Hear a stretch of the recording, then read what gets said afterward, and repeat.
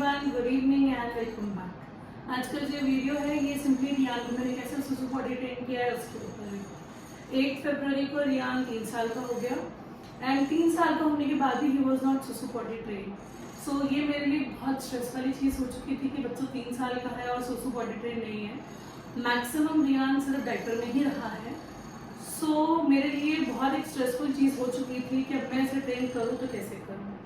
And more over 3 साल का होने का जैसे स्कूल भी जाना था, तो अगर ये पॉटी ट्रेन नहीं है, सुसु ट्रेन नहीं है, तो स्कूल में डायपर्स का कौन चेंज करके देगा। ऑब्वियसली वो इसका पॉटी थोड़ी ना क्लीन कराएंगे। तो कभी एक्सीडेंट हो गया तो ठीक है, बट डायपर वाला बच्चा ऑब्वियसली दे डोंट वांट। सो मैंने रियान को पॉटी ट्रेन कैसे किया जस्ट 3 डेज में मैं वो बताती हूँ। एंड एक्चुअली मैंने इसे सिर्फ 3 दिन में ही सुसु पॉटी ट्रेन किया है।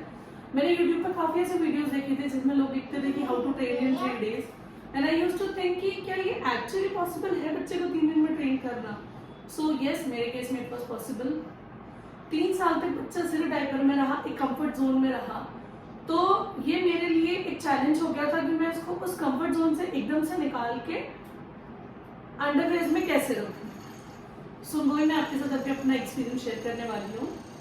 तो 8 को जैसे रियान 3 साल का हुआ, 9 से मैंने डिसाइड कर लिया था कि दिस इज हाई टाइम, अब इसे मुझे डायपर में नहीं रखना है एटलीस्ट पूरे दिन भर। रात को स्टिल सोते समय ये रहेगा लेकिन दिन में नहीं रखूंगी। तो स्टार्टिंग 9, 10, 11 ये 3 डेज ऐसे थे जब मैंने इसे सिर्फ अंडरवेयर में रखा सारा दिन। एंड यू वोंट बिलीव, दिन में 7 से 8 बार मैंने फ्लोर सिर्फ साफ किया, क्योंकि ये वो इसको मेंटली वो चीज़ के प्रिपेयर नहीं था कि मुझे अभी सुसु आ रही है और मुझे वॉशरूम में जाना है। ऑल्दो इसको जब ये 2 साल का था तब भी मैंने इसे ट्रेन करने की कोशिश की थी, लेकिन ये इतना मतलब डर जाता था उस समय जब इसे वॉशरूम लेके जाती थी कि मैंने फिर वो 2 साल का जब था मैंने छोड़ ही दिया था कि भाई he is not ready right now, so हम इसे कुछ टाइम पे बात करेंगे।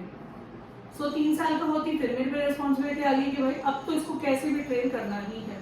घर, काम, बच्चा सबके बाद सुसु पॉटी ट्रेन करना एक सबसे बड़ा चैलेंज होता है माँ के लिए। सो 3 दिन स्टार्टिंग के ऐसे रहे जब रियान ने सिर्फ फ्लोर गीला किया और मैंने दिन में 7 से 8 बार फ्लोर क्लीन किया। और मेरे को ना बहुत पेशेंस रखना पड़ता था कि ऑप्शन नहीं है मेरे पास। तो 3 साल तक मैंने नहीं सिखाया तो मुझे ये करना ही पड़ेगा। All of a sudden from 12 Riyan ने इंडिकेशन देना शुरू किया।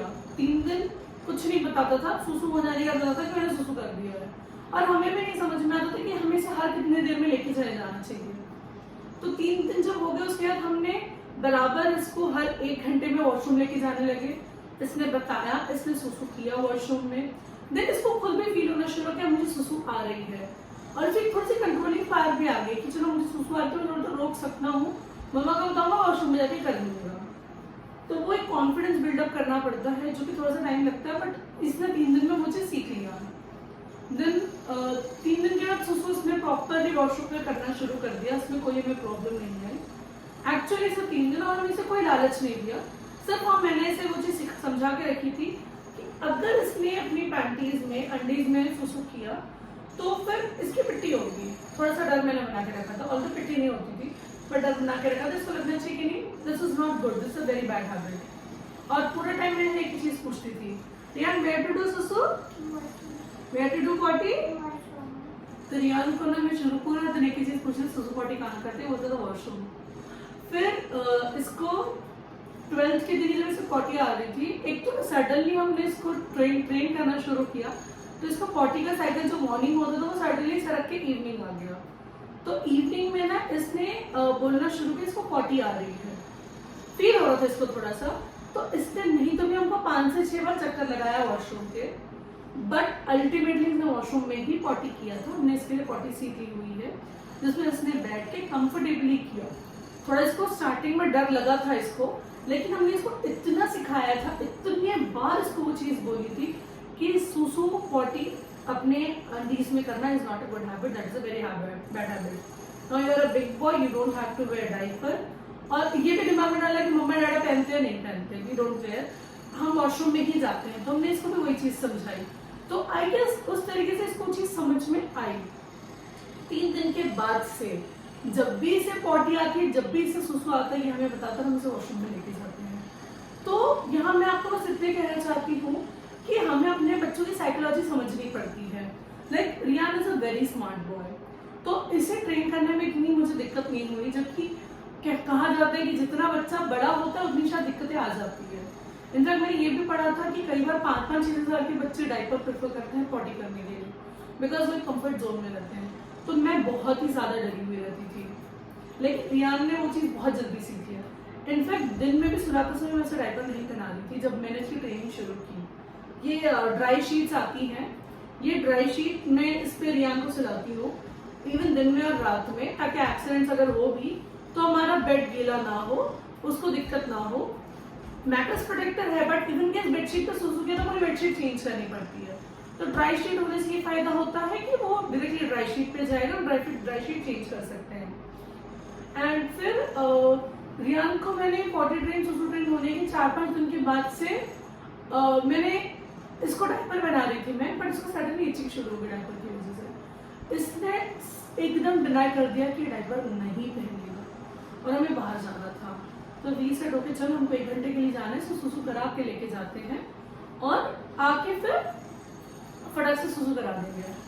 सो इसने पूरी रास्ते इसने ना एक बार में मुझे बोला सुसु आ गई है कुछ, घर से हमने सुसु करा के लेके गए और वापस घर में आएंगे सुसु कराया, एंड पूरा ड्राई रहा रियान पूरी रास्ते, कोई दिक्कत नहीं किया इसने हमें। फिर मैंने रात को सुलाते समय जब इसे पहना रही थी तब इसने फिर से डिनाई कर दिया कि मैं डायपर नहीं पहनूंगा। तो फिर मैंने क्या किया, अब बच्चा पूरी रात ड्राई कैसे रहेगी, तो उसकी एक ट्रिक थी मेरे पास कि कहा जाता है कि बच्चों को रात को सोते समय ज्यादा लिक्विड नहीं देना चाहिए, फ्लूइड नहीं देना चाहिए, बट रियान का ऐसा था कि इसको सोते समय पानी ज्यादा पीना होता है। तो फिर मैंने क्या किया, सुला जैसे ही मैं उसको नाइट ड्रेस में चेंज करने वाली रहती तब मैं उसको एक बार सुसु कराती हूँ। फिर रियान सोने में ऑलमोस्ट 1 घंटा ले लेता है, तो जैसे ही सोने का टाइम करीब आता है, मतलब ऑलमोस्ट 1 घंटे होने वाले होते हैं, मैं इसको फिर से वॉशरूम लेके जाके ला देती थी। उससे ये होता था कि ऑल नाइट ड्राई सोता था और सुबह उठते ही फिर सुसु कराना।